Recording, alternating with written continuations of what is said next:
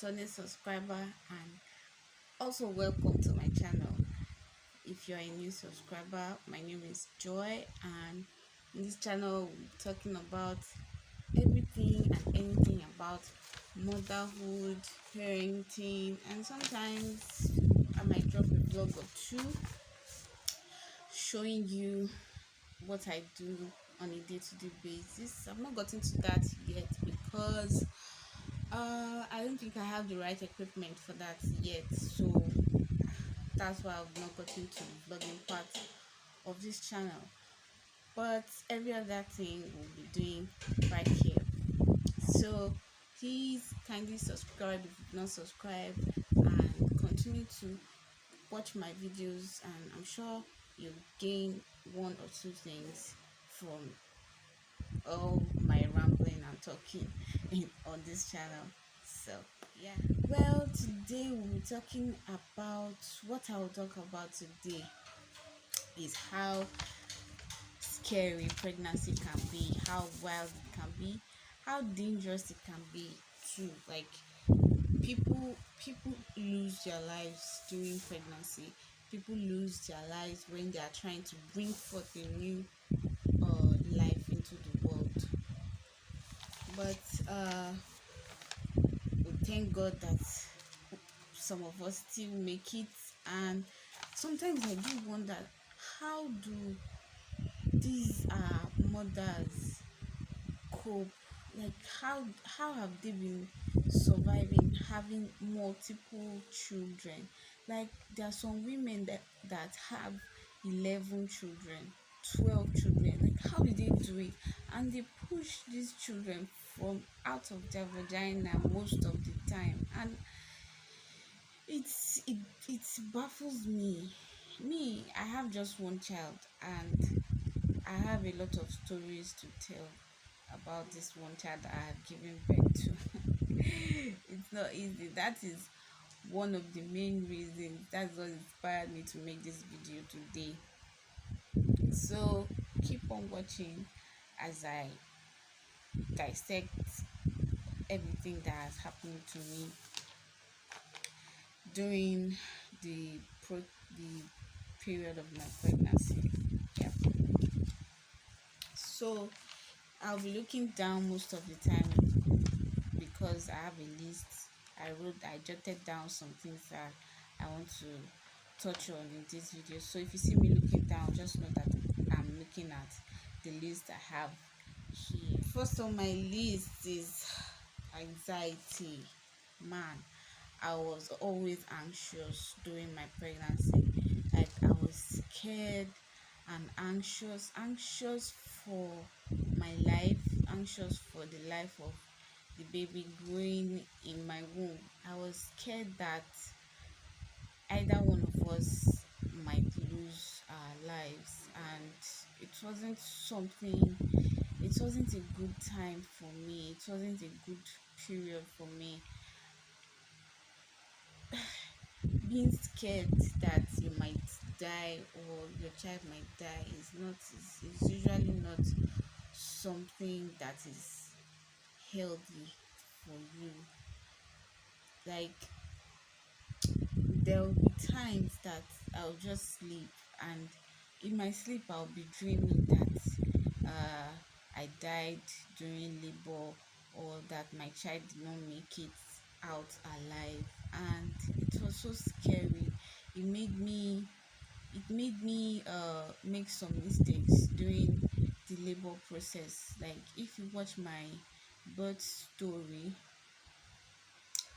one of the videos I uploaded recently, you see where I mentioned that I had a very big tear. I think this anxiety thing had a huge uh part to play in that tear, because I was scared, and then I pushed when I wasn't supposed to push, and that caused that very big tear I spoke about in that video.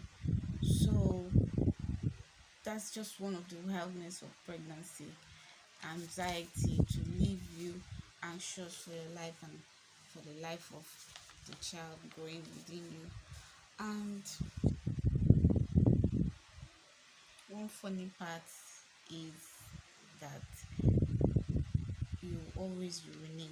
Like pregnant women and urine is like 5 and 6. Like you always urinate. Like the baby is sitting on your bladder. So every small liquid you take in, you find yourself in the toilet urinating. It's that bad. And it's so annoying. Like, do you know how many times you can get up at night to go and urinate?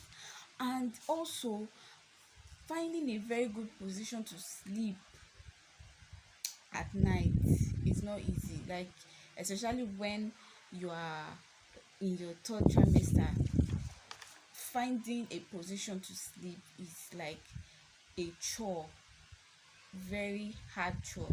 Like you start turning and tossing with your heavy stomach looking for that perfect position, but you won't find it. And if you manage to find it, that is when urine will come knocking on your bladder, and then you have to stand up and go and urinate, and then the cycle begins again. Start tossing and turning looking for a good position to sleep. It's not always easy. It's not easy. Pregnancy is not for faint-hearted people. And also, yes, for me, I had this thing called carpal tunnel. It's like my wrists were not functioning properly. I was having serious pains in my two wrists. Like I couldn't do the normal things that I used to do, like lift up stuff without feeling that pain in my wrist. Like it was so painful. Like I couldn't do the normal sweeping, or even bathing myself was now hard because my wrists were so painful. I don't know why. I don't know why it happened that way. I didn't get to ask my doctor. Maybe because it just escaped my mind. But my wrists became very, very painful towards the end of my pregnancy. I just couldn't function well. But later I noticed that after I gave birth, the pain began to the pain began to reduce little by little, slowly by I said slowly. The pain began to reduce, and I didn't notice when it left finally. But it's actually a thing. It's actually a thing about pregnancy. I remember when my elder sister was pregnant with her third child. She was limping. Not that anything was wrong with her before then. Oh. She walks well. Her legs are perfect. But during the pregnancy of that her third child, she was limping. Like it now became as if one of her legs became shorter than the other. I don't know how to explain it, but it happened, and she was limping. She was not in pain or anything. She was just limping. I don't understand if the joints dislocated, or I don't even know what happened, but miraculously after she gave birth to that baby, she became normal. Like she was now walking normally again. It was like a miracle. It was like a miracle. I mean, pregnancy can alter things in your life. Some people, after all those alterations done by pregnancy, they don't go back to normal again. For some people, it just becomes a permanent thing for them, like a permanent disability. It's just wild. Like thinking that you are whole like 9 months ago, and then after the 9 months you are now like permanently disabled somehow. It's just wild and scary. And one thing again is that pregnancy will make you a researcher. Like Google will become your best friend. You always search for things, ask Google different kind of questions. If Google was a human being, Google would be tired of pregnant women.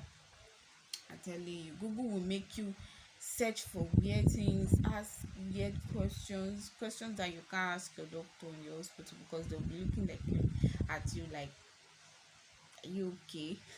Those are the kind of questions you ask Google.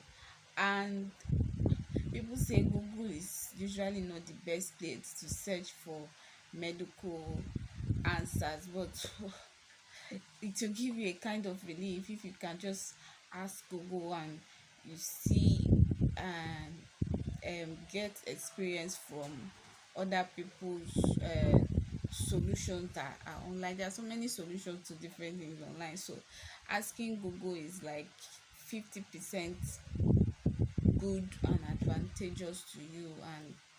And will I say 50%? Well, to me Google was like 80% advantageous to me because I really didn't ask my doctor much about anything I was feeling, or I just went ahead and just trusted Google.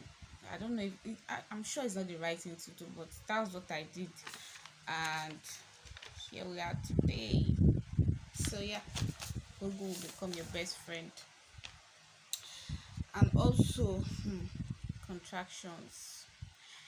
When I was in labor, the contractions were crazy.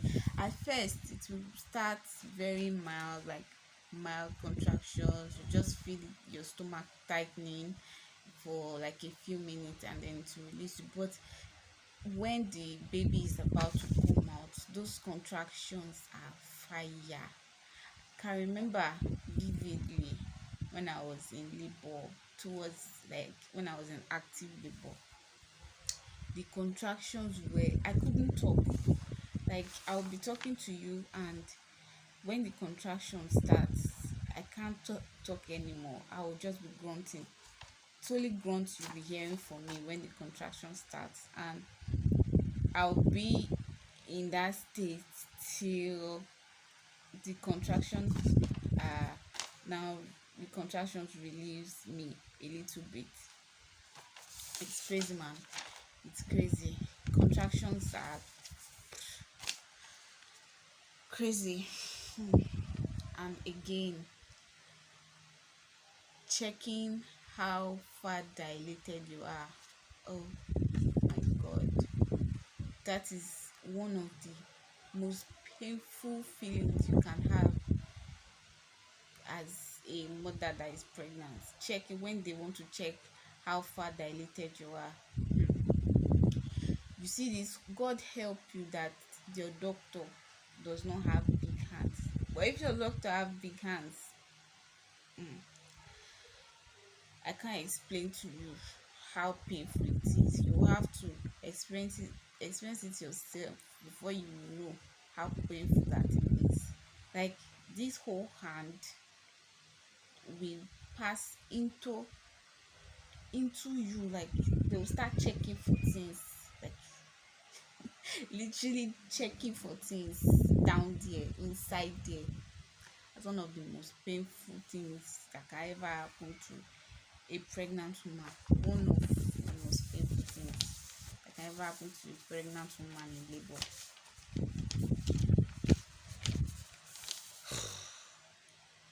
I'm just having PTSD now, remembering these things, and it's funny, like I'm smiling now, but when it was happening to me, there was no smile on my face.